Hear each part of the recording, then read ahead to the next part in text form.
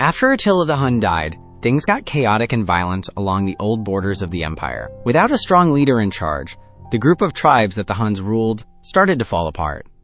In early 454, Attila's oldest son, Ellac, made it clear to the tribes that were breaking away that he was now in charge of his father's empire, and he demanded that they obey him.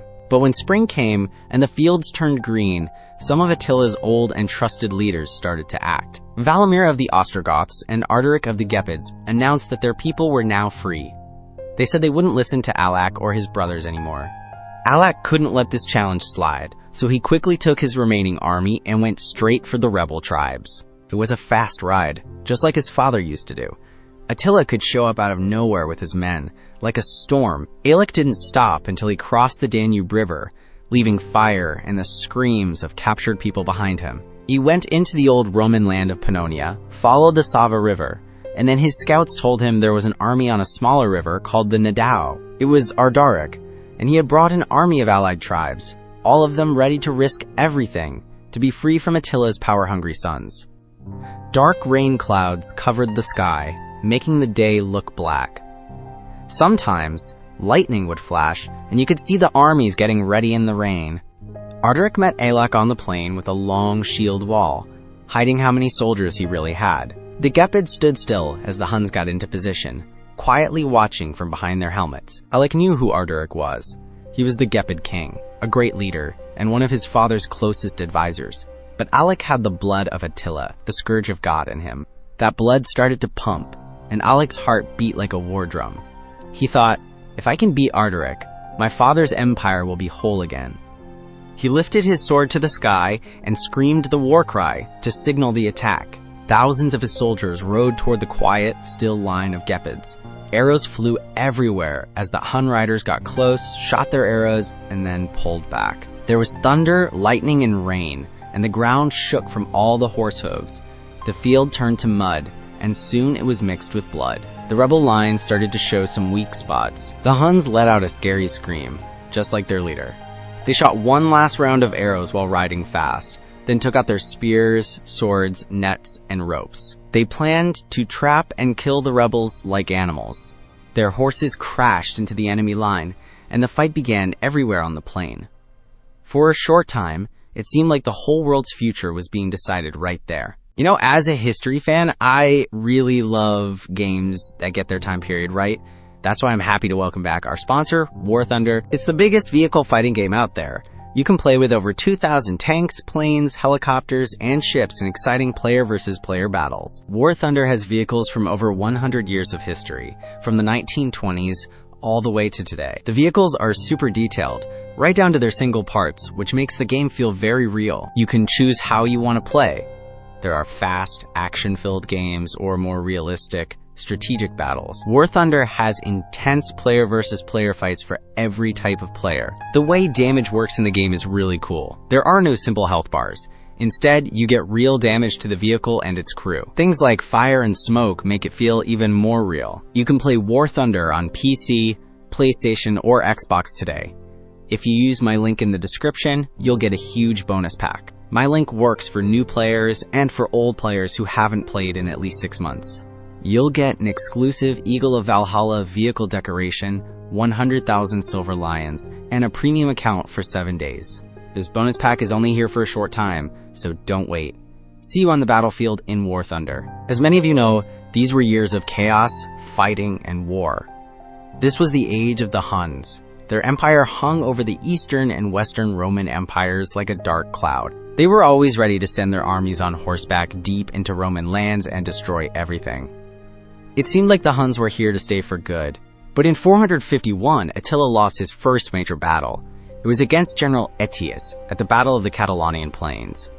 I actually did a whole video about that battle. You can find the link for it in the description below. The next year, in 452, Attila invaded Italy. He surprised Aetius and the weak Emperor Valentinian III, and he got incredibly close to taking the city of Rome. But those two huge attacks had weakened Attila's army and put him at war with the West. This meant he couldn't get the money from bribes and payments that he needed to fund his army. On top of that, a plague in Italy led to a great famine. This meant the Huns couldn't find the loot they were hoping for.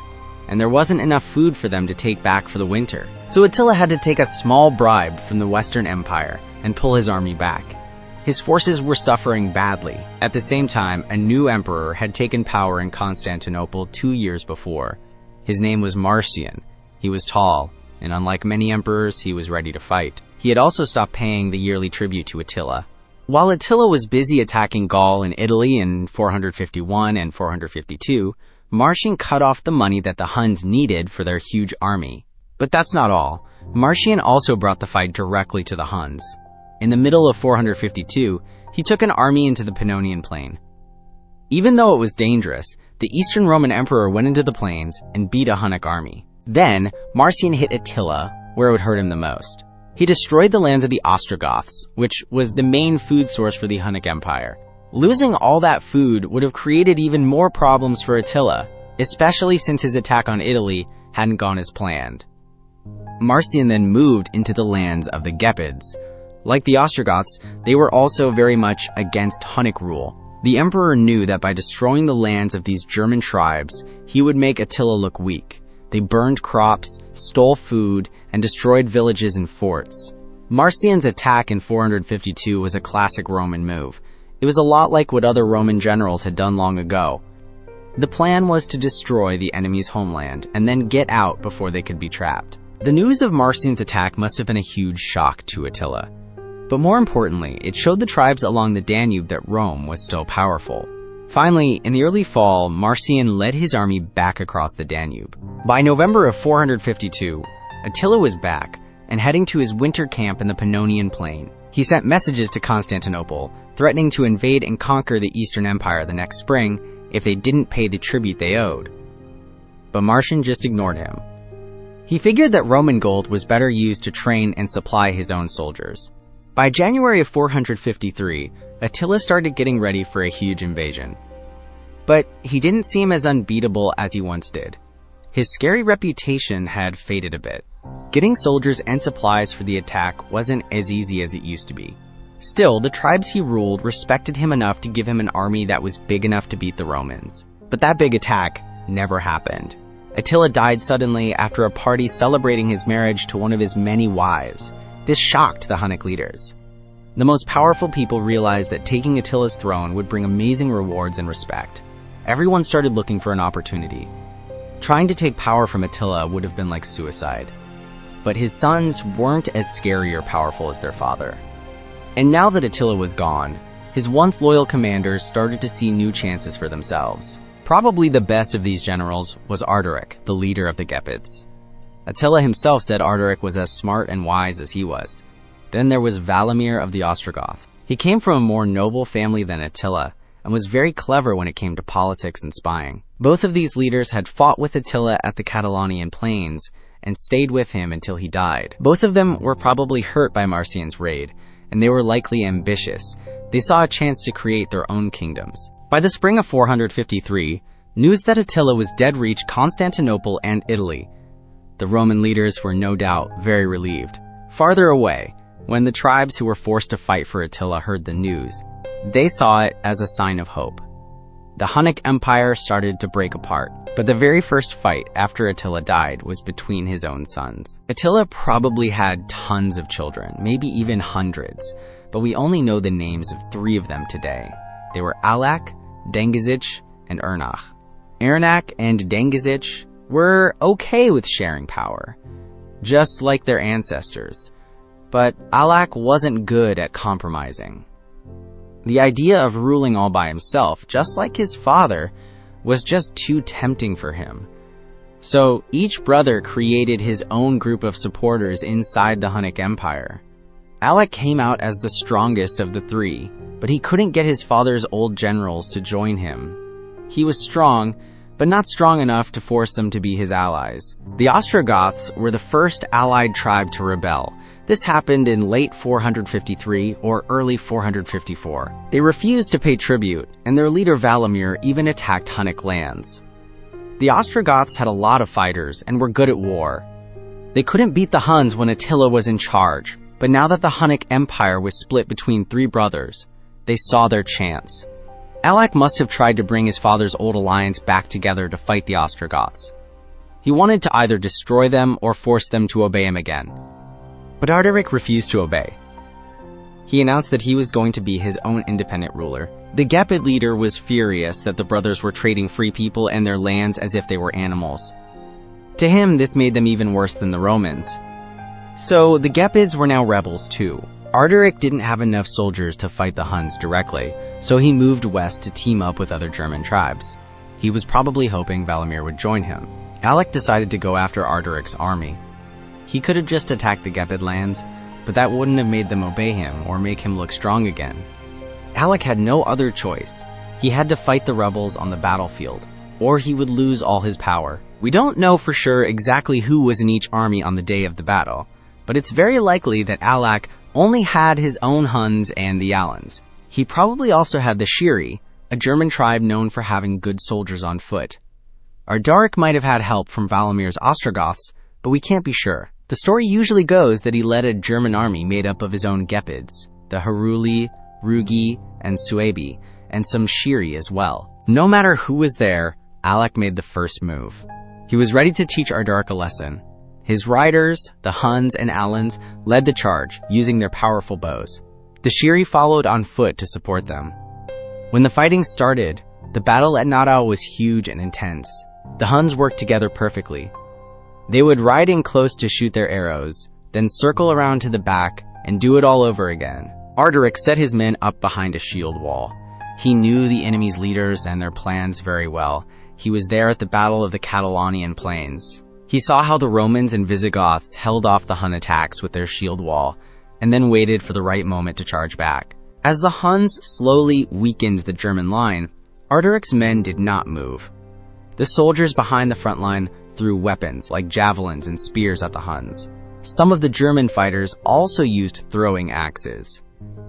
The soldiers at the front had short swords to stop the Huns from using their trick of roping enemies and pulling them to their death. Ardaric would have sent messages to his leaders, telling them to have their men stand strong and that their chance to attack would come. The Hun riders kept coming, wave after wave, like a never-ending storm of arrows. But Ardaric probably guessed that his hot-headed and undisciplined young enemy, Ellac, would get impatient. And he was right. Some of the Hun leaders started to test the German line. They charged at the shield wall but were met with spears poking through the gaps. Ellac lost control of his army, and they all started to attack at once. The fast riders crashed over the enemy line like a wave. The German foot soldiers started to fall, tired out from the constant arrow attacks. Weak spots started to show in the shield wall, but Ardaric and his leaders kept their men steady where the fighting was heaviest to stop them from running away. Finally, Ellac and his personal soldiers joined the fight, adding more power to the attack. At this point, neither side had any extra soldiers left. The battle turned into a messy, brutal brawl. The Huns showed once again that they were tough in close-up fights. They broke through the German line, splitting it into 3 parts.